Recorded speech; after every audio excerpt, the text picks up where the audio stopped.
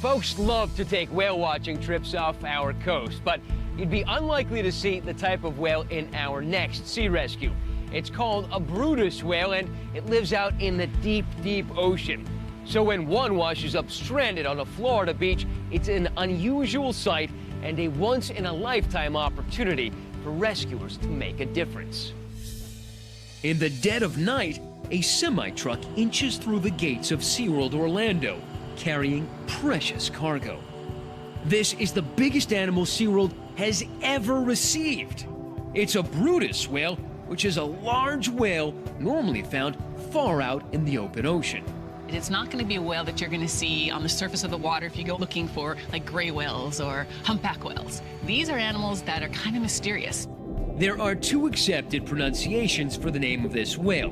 The common version is Bryde's whale, but many use the original Norwegian pronunciation, Brydis.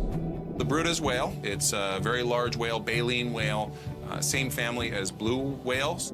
Bryde whales are very long and pointy, torpedo-shaped. Adults grow to 50 feet long and weigh 25 tons. Usually this whale would be in very deep waters off the coast of the United States. But this young female Bryde whale turns up in shallow water near Clearwater, Florida. And that's when SeaWorld rescuers and partner organizations spring into action. The animal was 600 feet out in the Gulf of Mexico in waist-deep water.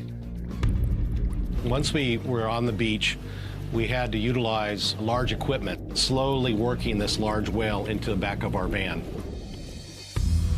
The team transports the whale more than 100 miles to SeaWorld Orlando. Okay, is everyone ready? Yeah.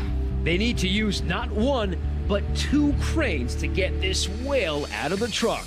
Suddenly, the rescue team is face to face with an animal they never thought they'd see in their lifetimes. They lower her gently into one of SeaWorld's largest pools. They try feeding her fish, but she's not interested. We're noticing that this animal does not have an appetite, and this is something that's very critical. We have to figure out why it's not eating, because it has to be able to eat and be able to maintain weight in order to make sure that everything else is doing okay, so we can then return it. She's in such a weakened state that if she doesn't eat, she might not survive. Our veterinary staff discovered that there's most likely some sort of internal infection going on, and at this point we start to administer antibiotics for her. If she won't eat on her own, the team will have to feed her with a tube.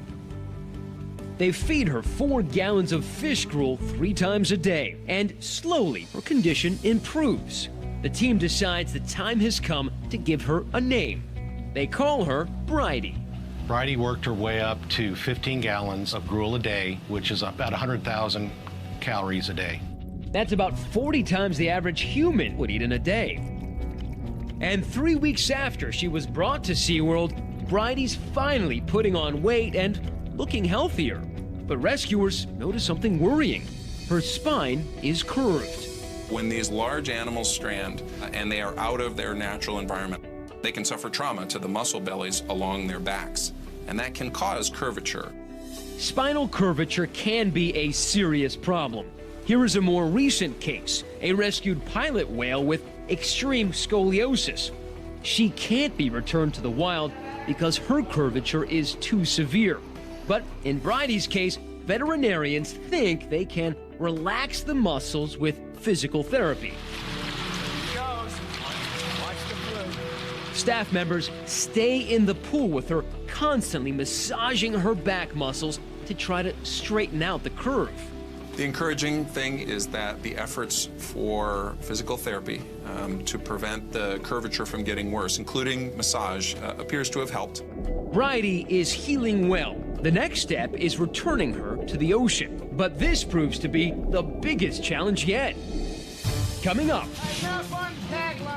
tense moments before Bridie's return. Could these giant waves slamming her back and forth jeopardize her return to the ocean?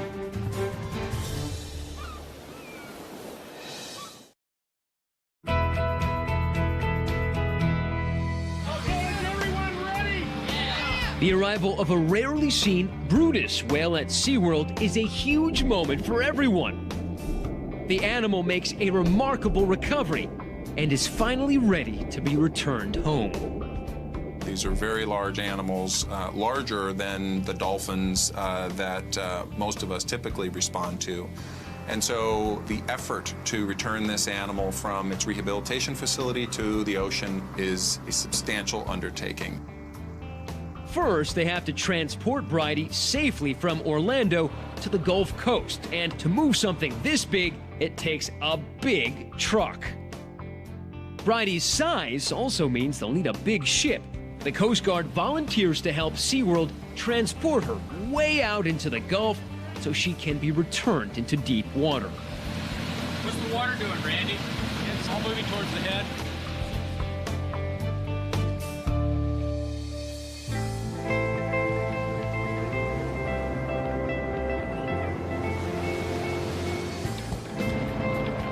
Rescuers find a perfect spot to lower Brydie into the water 120 miles offshore.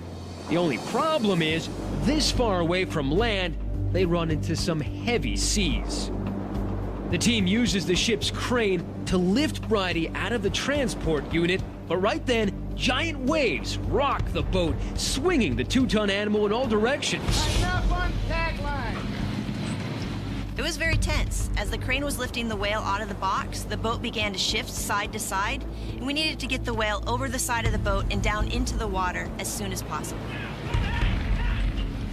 With the ship now pitching and rolling, rescuers worry that Brydie could be injured if she hits the side of the ship. So the crane operator has to pick the right moment to lower Brydie into the water, and he does it with perfect timing. We got it lowered to the surface of the water. We pulled the quick release clips, and we had staff in the water to help the whale to swim out of the stretcher. And she just took off. It was great. For the first time in 5 weeks, Bridie's able to swim in the open water on her own.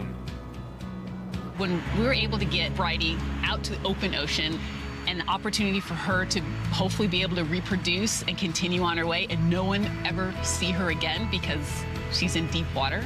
For a rescuer, this is a special one. It took an army of rescuers willing to improvise and overcome one challenge after another to pull off this rescue. And we learned a little more about an animal few people ever get to see.